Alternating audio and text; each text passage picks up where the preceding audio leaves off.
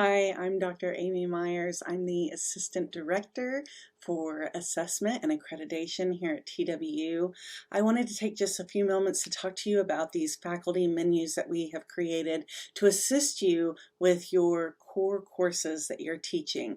You can see here that this takes the communication objective, which is the first objective that we will be looking at, and it takes each of the different criterion and breaks it down into smaller pieces for you so you can use this as a menu. We're calling it a menu because out of the 12 criterion who's listed here, you get to choose two, maybe three, but at least two, that you feel like best fits the assignment that you're considering to submit for the core assessment.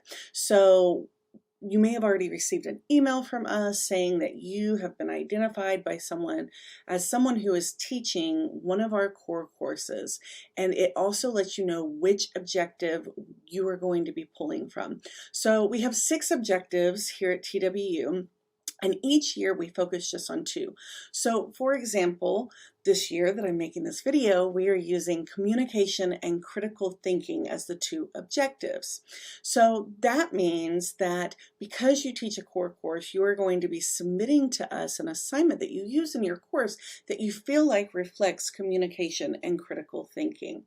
And to help guide you through that, we want you to pick at least 2, maybe 3, criterion that really fit and reflect that assignment. So let's say, for example, that I do a meta-awareness reflection essay in my course. Okay, and that reflection essay involves what the students have learned through the course, not only about the content, but about themselves and their worldviews. I teach a course called EDUC 2703, and it's also a women's studies course, and we focus a lot on culture and diversity and background and those types of things. And so I'm using this assignment as an example for you. So this is an assignment I didn't create for the core assessment. This is an assignment that I do in my class that I know is a quality assignment, and I'm going to submit it at the end of the semester for the core assessment. So what I'm going to do is I'm going to pull up the communications menu because that's one of the objectives that are being assessed, and I'm going to look at my assignment and I'm going to look at each of these different categories. So it lets you know, for example, central message is the first criteria. To help you decide whether or not your assignment actually meets that criteria or reflects that criteria, we've offered you some guiding questions. These guiding questions are questions that the raters, the reviewers, the evaluators, these are questions that they're going to be asking themselves when they look at the student work that is associated with that assignment. So for example, I am going to submit my reflective essay, and the assessment people are going to tell me, hey, you have been sampled for this course, and the 2 students who we are pulling as a sample from your course are Damien and Maria. Okay, so for Damien and Maria, I'm going to submit their reflective essays that they turned in to me. If they didn't turn it in, you just have to, say they didn't turn it in.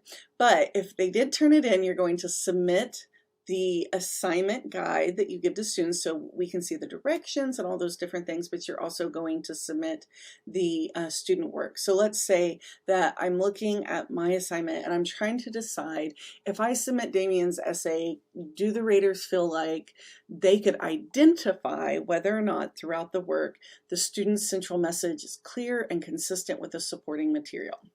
If I feel like that guiding question doesn't really apply to my assignment, then I'm not going to pick that criteria.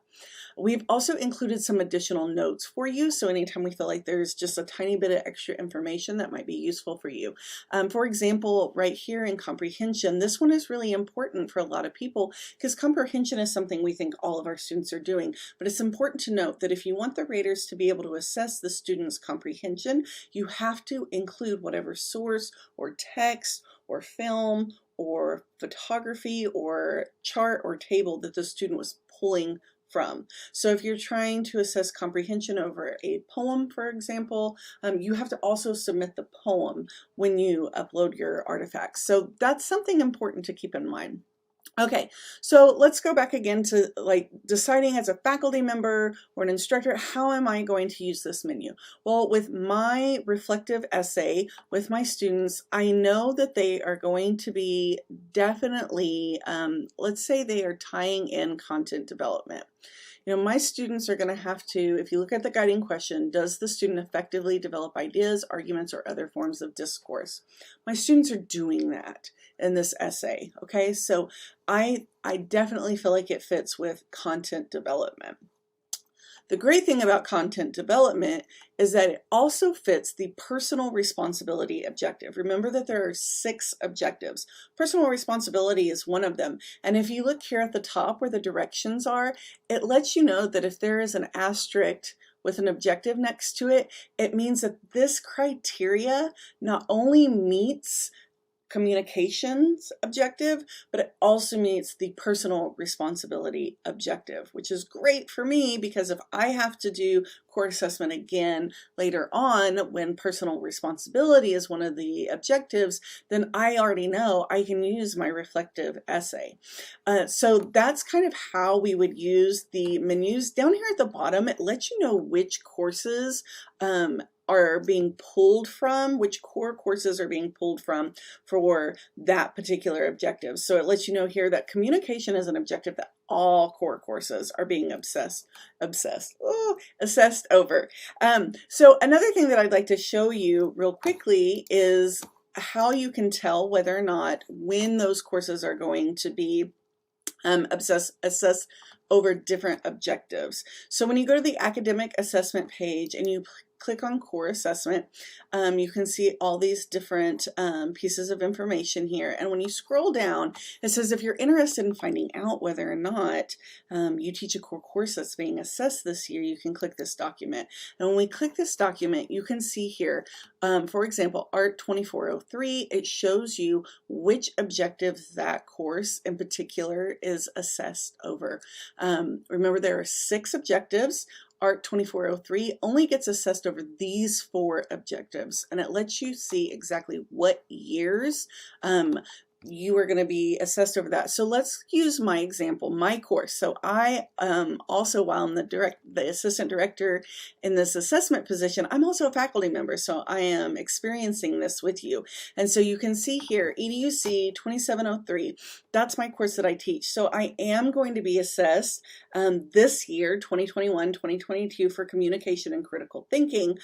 So I can notice that right here, but I also see that in 2022, 2023, I'm not going to be assessed over anything, but then the following year, I'm going to be assessed over personal responsibility and social responsibility.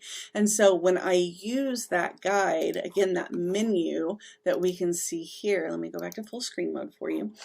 When we go here, you can see that if I pick content development as one of the criteria for my reflective essay, it will work again 2 years from now when I have to do this assessment all over again. And so that is those cross-cutting objectives you can see there. So that's one way this might be beneficial. Also, again, the information down below. So each menu tells you which core courses this applies to and which years for the next few years you're going to be looking at this assessment. And each one has different, but again, this document right here is incredibly useful to you.